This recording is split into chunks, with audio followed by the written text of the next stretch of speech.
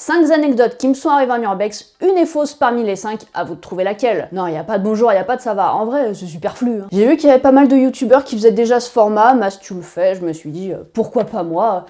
Ah oui, c'est vrai, c'est peut-être parce que je raconte mal. Mais bref, je me suis dit, version urbex, ça peut être sympathique, et puis au pire, si je raconte vraiment trop mal, vous avez la neige pour vous distraire. Toutefois, si je raconte pas si mal et que je fais une plutôt bonne menteuse, n'hésitez pas à liker cette vidéo pour me faire savoir que vous aimez bien ce nouveau format, et je pense que je le referai une fois tous les mois, tous les 2 mois, on verra. Je vous raconte mes anecdotes de la plus neutre à la plus culottée, et je vous donnerai la réponse en fin de vidéo, et vous me direz si vous aviez trouvé l'ouvrier dans la plaque d'égout. Alors, pour la première anecdote, j'étais avec un couple d'amis et donc on faisait de l'urbex dans une ville où il y a pas mal d'hôtels abandonnés. Et notamment, il y en avait un qui était très en ruine dans la rue. Donc on y va, on rentre dedans. Alors ce qui est fou, c'est que on a la rue et en fait on a juste la porte d'entrée de l'hôtel, il suffit de rentrer tranquille quoi.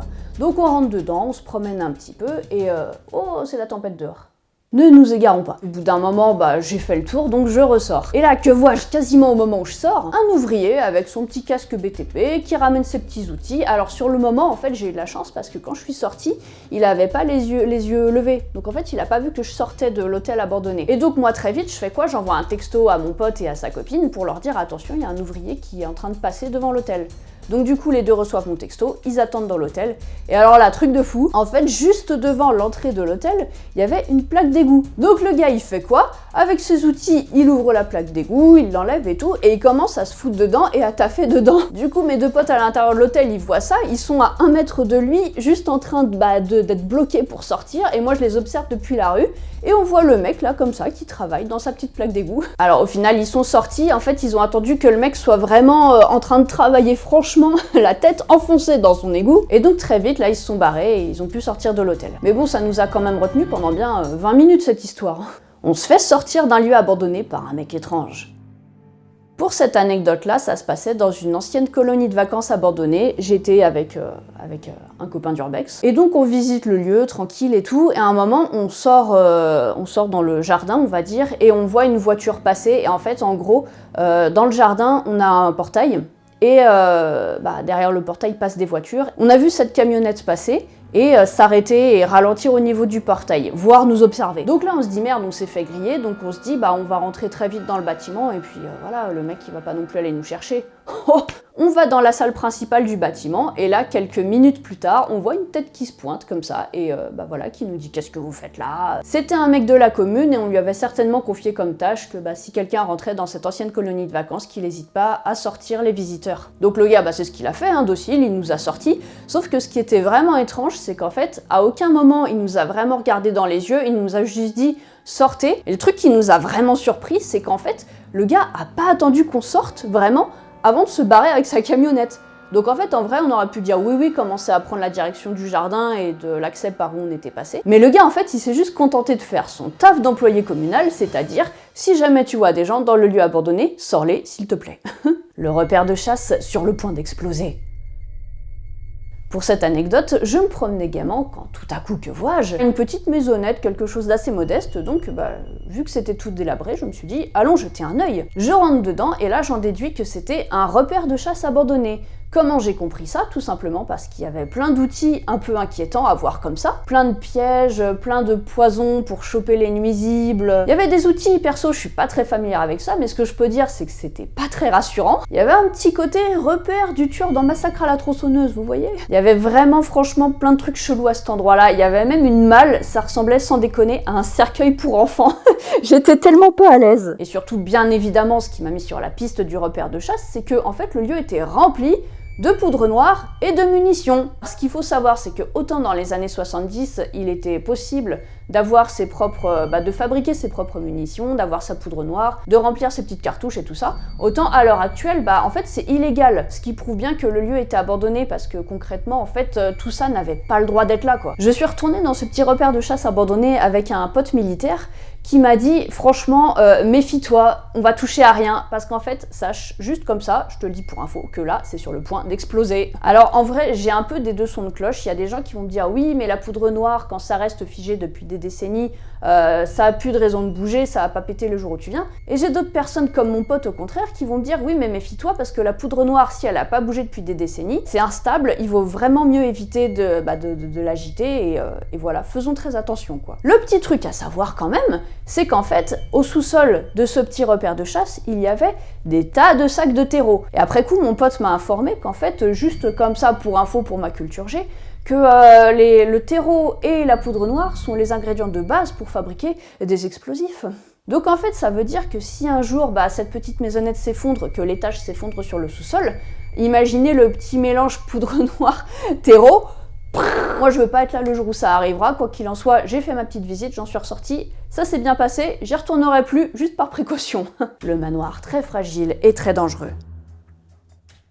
On était avec un groupe d'amis, on se promenait sur la route, et puis tout à coup, que voit-on sur le bord de la route ?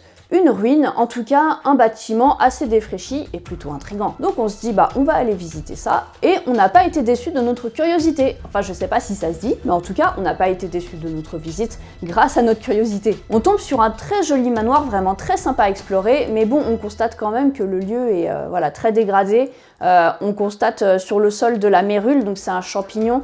On voit que le sol est vraiment tout bouffé, donc on se dit il faut qu'on soit super prudent parce que le lieu est très fragilisé. Spoiler, ça n'a pas loupé. Je marche tranquille, j'avais mon pote qui était à côté de moi, et tout à coup on entend et là le sol qui s'effondre à côté de moi. Qui s'effondre, j'exagère un petit peu, mais voilà, en fait on voit le pied de mon pote qui passe au travers du sol. Alors déjà grande surprise parce que c'est choquant, mais deuxième grande surprise, notre pote ne s'effondre pas avec le sol. Alors il n'a pas appris à faire de la lévitation, je vais vous expliquer ce qui s'est passé. En fait, il a eu un énorme coup de chance, c'est que à l'étage d'en dessous, juste à l'endroit où en fait le sol s'est fissuré et donc que son pied est passé, il y avait une très grande armoire avec une très grande hauteur de toit, enfin elle était très haute, ce qui fait qu'en fait le pied de mon pote est arrivé sur le toit de l'armoire et c'est ce qui lui a évité une chute de plusieurs mètres. Des propriétaires qui nous poussent à l'infraction. On en arrive à ma dernière anecdote d'Urbex, pour le moins abusée, celle-là je trouve, parce que la bonne blague c'est qu'en fait on est allé sur un terrain où autrefois, est-ce qu'on peut parler d'un parc d'attractions ? On va dire que c'était un parc thématique en fait, donc il y a un parc thématique qui a fermé et en gros le terrain a été racheté, les différentes parcelles ont été rachetées par des gens, sauf que nous sur le moment on le savait pas, on s'est dit on va aller visiter un parc abandonné. On arrive dans le village où se trouvait le parc abandonné, c'était un village assez reculé, donc pas trop d'habitants, en fait il y avait quand même quelques passants dans les rues, dont un couple qui faisait à première vue de la randonnée. Et donc ils nous voient là tout seuls, groupe de gens tout seuls dans un village assez vide. Ils commencent à nous dire est-ce qu'on peut vous aider et donc on leur dit on cherche un petit chemin de randonnée sympa, il y a une jolie vue, on va essayer de prendre de la hauteur et d'admirer ce magnifique décor. Donc gentil, ce couple de passants nous disent allez-y, prenez ce chemin-là, ça part dans la forêt, vous allez voir, c'est un joli chemin de rando, c'est sympa. Ok, c'est parfait, il se trouve que c'était le chemin qu'on devait prendre pour rentrer dans le parc. On se sépare avec le couple de gens et nous on prend le chemin de rando, on avance un petit peu, on avance une centaine, 200 de mètres, et là sur le côté, en fait, de l'autre côté d'un grillage affaissé, on commence à voir d'anciennes structures en fait du parc. On se dit super cool, c'est facile, il suffit d'enjamber le bout de grillage par terre, et voilà, on y est. Donc on commence à se balader dans le terrain, on prend nos petites photos, on est content, et là d'un coup, à travers les herbes hautes, qui voit-on ? Le couple qu'on avait croisé peu de temps avant, qui nous ont indiqué le chemin, qui commence à nous dire oui, qu'est-ce que vous faites là ? C'est un terrain privé, vous êtes chez nous en fait là. Donc on fait ah ok désolé, on pensait que c'était abandonné, on ne savait pas, tatitata, le baratin habituel. Enfin après ceci dit, ce qu'on savait vraiment pas, c'est que le parc avait été divisé en plusieurs parcelles et racheté par différentes personnes. C'était un couple qui avait racheté une des parcelles et leur maison était un petit peu plus loin sur le terrain. Mais voilà, c'était vraiment un très grand terrain, ça s'étendait dans la forêt. Et alors le truc qui est un peu étrange, c'est qu'en fait cette partie du parc abandonnée, ils l'ont pas réutilisée, ils ont pas défraîchi le terrain, défraîchi, ça se dit ça ? Enfin ils ont pas tondu, ils ont rien entretenu, et ils ont laissé les anciennes structures. Donc en fait toi tu pars sur le chemin de randonnée, t'es hyper intrigué. Du coup on s'est fait sortir du terrain par ses propriétaires. Il y en a même un qui me filmait au smartphone comme ça, là je sais pas, pour prouver quelque chose à la mairie, j'en sais rien. Ce que je trouve vraiment super abusé en fait, c'est que ce couple-là, en fait, ils nous ont vraiment poussé à prendre le chemin qui allait nous pousser à la curiosité. Enfin, je veux dire, si on était des passants normaux, évidemment qu'on aurait été intrigués par ces structures, et comme en fait, il suffit de faire un tout petit pas pour traverser, pour aller du chemin de randonnée vers le parc, Évidemment qu'on l'aurait fait.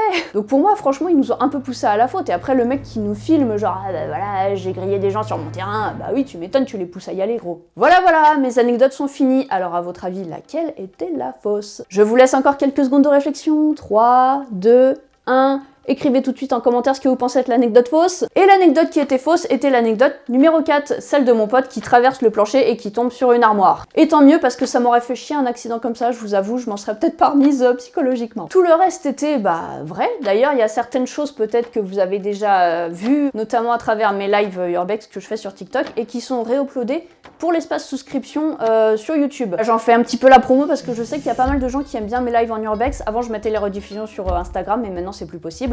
Donc voilà, sachez qu'elles sont rangées dans l'espace souscription, n'hésitez pas à y faire un tour si le cœur vous en dit. Voilà, je vous ai raconté rapidement ces anecdotes, mais si vous avez envie que je développe un petit peu les détails, que je vous raconte mieux, vous pouvez me poser des questions en commentaire et puis je vous répondrai. On arrive à la fin de cette vidéo et si ça vous a amusé, si ça vous a intéressé, n'hésitez pas donc à liker cette vidéo, à me dire si le format vous a plu, si vous voulez que j'en refasse d'autres comme ça, et moi sur ce, je vous dis bonne journée et à tout bientôt, certainement à tout bientôt en Urbex.